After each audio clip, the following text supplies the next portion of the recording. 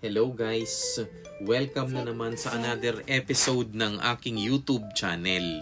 Ngayon mga kaibigan, ang ibabahagi ko sa inyo ay ang 9 na rason kung bakit tayo kinakapos sa pananalapi. Sana mga kaibigan, masunod ho natin ito kasi this is based on my experience na sana para hindi tayo kapusin, iwasan ho natin yung 9 na ito. Number 1, overspending. Do not spend money beyond your income.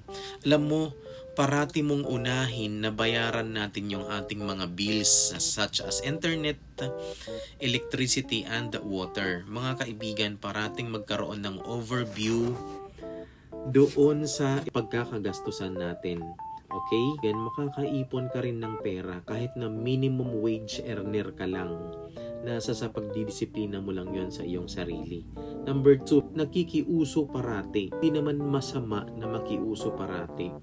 Make sure lang na meron kang budget para doon. Alam mo, you are just impressing others which you don't like.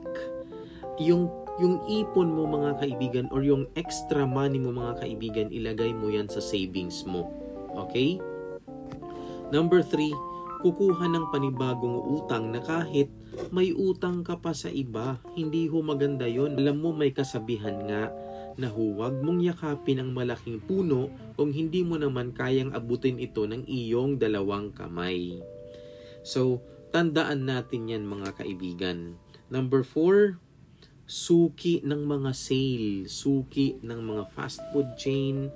Mga kaibigan, hindi naman masama to treat yourself, pero wag naman araw-arawin. Alam mo, try mong magtipid, try mong sanayin yung sarili mo na disiplinahin ito para doon sa mga unnecessary spending, okay?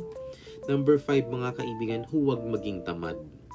Alam mo, lahat naman ng tao kung tamad talagang walang mararating. Pumasok tayo ng maaga, gawin natin yung trabaho natin ng maayos kasi hindi man tayo i-reward ng ating mga boss, ng ating mga amo. God will reward us. Alright? Number 6 mga kaibigan, unhealthy lifestyle. Alam mo, pag hindi ka healthy, you cannot do things. Huwag kang late matulog. Do not eat foods that are not healthy. Magiging in and out ka of the hospital. Okay? Huwag maging waldas. Matuto tayo magtabi ng pera para sa future use natin. Mawalan ka man ng trabaho, still mabubuhay ka pa din. Number 8 mga kaibigan, iwasan ang lahat ng bisyo, inom, sugal, etc.